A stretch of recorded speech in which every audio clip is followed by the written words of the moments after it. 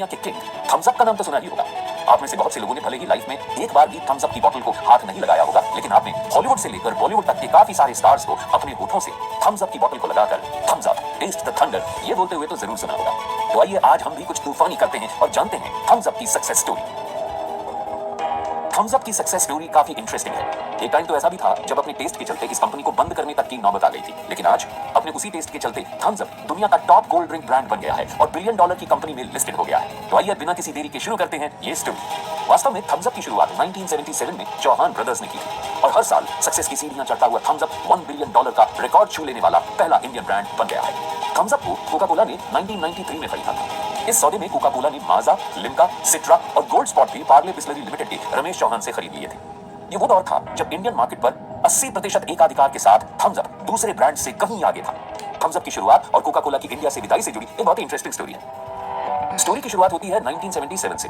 1977 में जब देश इमरजेंसी से रिकवरी की कोशिश में लगा हुआ था, तब Morarji Desai central industry minister बने और उन्होंने अमेरिका की मल्टीनेशनल कंपनी IBM और कोका कोला को देश निकाला दे दिया।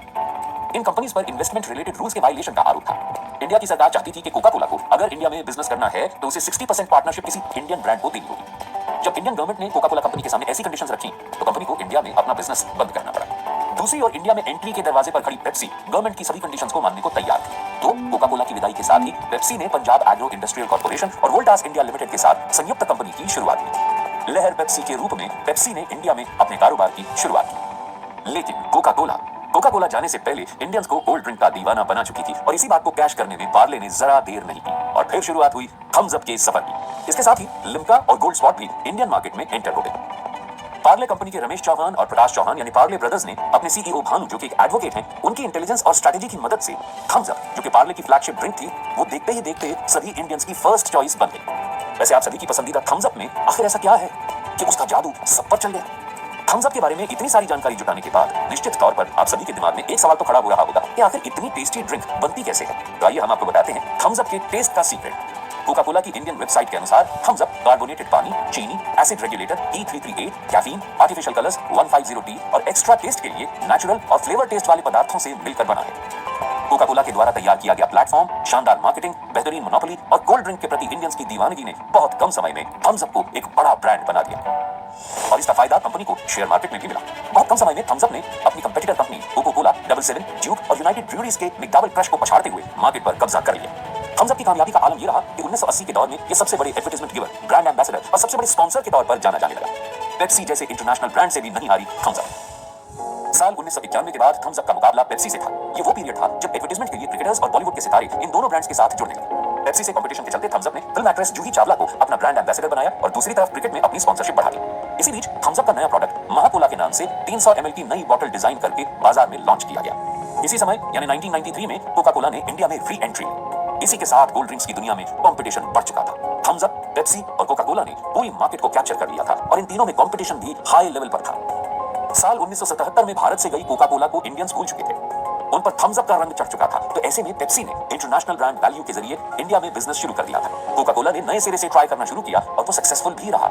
इसी बीच पेप्सी भी ये समझ चुकी थी कि इंडिया में इंटरनेशनल सेलिब्रिटीज की जगह बॉलीवुड और क्रिकेटर्स को ज्यादा इंपॉर्टेंस दी जाएगी, तो उसने नए सिरे से अपनी मार्केटिंग शुरू कर दी।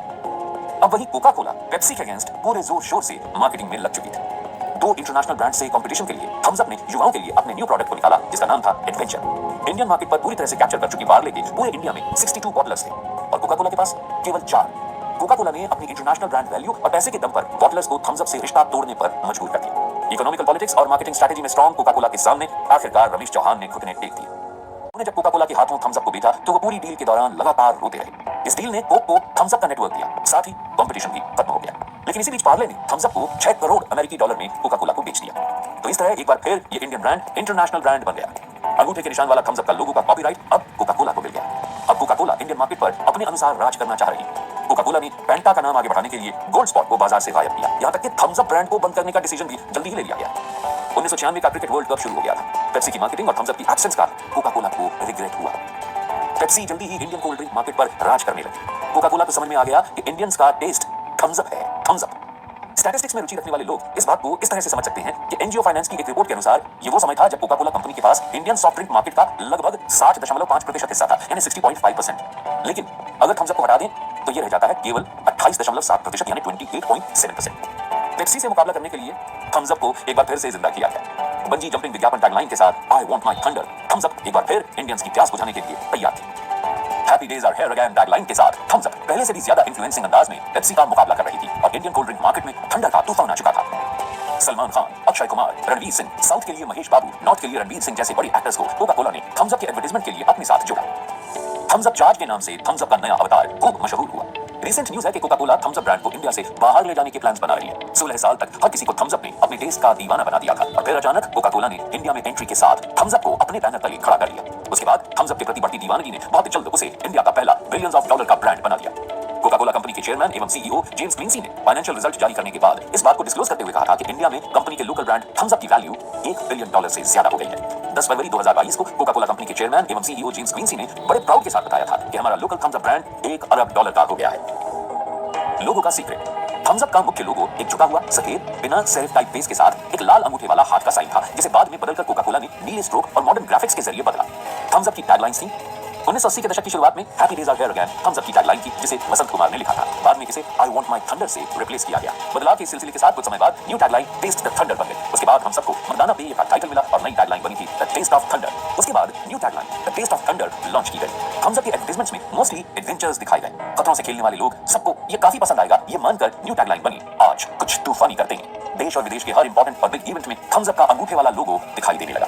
हम सबका क्रिकेट से पुराना रिश्ता है, क्योंकि एक बार बंद कर दिए जाने के बाद साल 1996 के वर्ल्ड कप के दौरान ही कोका कोला कंपनी को ये रियलाइज हुआ कि थम्स अप के बिना इंडियंस की प्यास बुझा पाना इम्पॉसिबल है। ऐसे में वर्ल्ड कप के दौरान थम्स अप एक बार फिर से इंडिया की फेवरेट कोल्ड ड्रिंक बनी। थम्स अप क्रिकेट मैचेस का एक मेन स्पॉन्सर बना। स्पॉन्सरशिप में प्रमुख रूप से पेप्सी के मुकाबले थम्स अप खड़ा रहा। शारजाह, टोरंटो, रावलपिंडी, कोलकाता या मोहाली हर जगह थम्स अप ने क्रिकेट के मैदान पर अपनी मौजूदगी दर्ज कराई।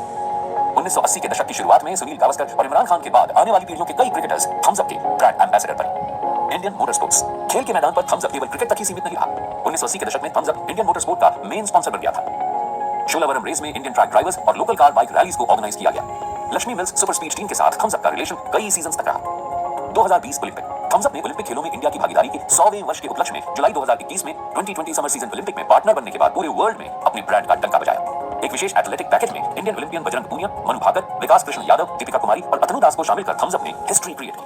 थम्स अप के साथ जुड़ी हुई कुछ बड़ी सेलिब्रिटीज के नाम हैं अक्षय कुमार, सलमान खान, रणवीर सिंह, महेश बाबू, विशाल रेड्डी, विजय देवरकोंडा, जसप्रीत बुमराह, शाहरुख खान। थम्स अप से जुड़े कुछ interesting facts. Brand analytics company trust research advisory द्वारा पब्लिश्ड ब्रांड ट्रस्ट रिपोर्ट 2012 के अनुसार थम्स अप इंडिया के सबसे ट्रस्टेड ब्रांड्स में 140वें स्थान पर था। ब्रांड ट्रस्ट रिपोर्ट 2013 में थम्स अप को इंडिया के सबसे ट्रस्टेड ब्रांड्स में 170वें स्थान पर रखा गया। ब्रांड ट्रस्ट रिपोर्ट 2014 के अनुसार थम्स अप इंडिया के सबसे ट्रस्टेड ब्रांड्स में 66 डोंगर के नाम से जाना जाता की। तो थम्स अप का इतना बड़ा ब्रांड बनने के पीछे का सबसे बड़ा रीजन इसकी मार्केटिंग स्किल थी। थम्स अप ने पूरे इंडिया की मार्केट को टारगेट किया और हर स्पेसिफिक रीजन के लिए अलग-अलग ब्रांड एम्बेसडर बनाए। थम्स अप के पास एक बेहतर प्रोडक्ट था, रेवेन्यू था और कोका कोला जैसी कंपनी का सपोर्ट था। उन्हें जरूरत थी तो बस थम्स अप को लोगों की हैबिट बनाने की। जो बिजनेस भले ही दिमाग का खेल है, लेकिन ये चलता तभी है जब आप कस्टमर के दिल में जगह बनाने में कामयाब हो। थम्स अप अपनी मार्केटिंग की वजह से कस्टमर्स के दिलों में जगह बनाने में कामयाब हुआ और यही वजह है कि आज थम्स अप यंग जनरेशन का फेवरेट कोल्ड ड्रिंक बना हुआ है।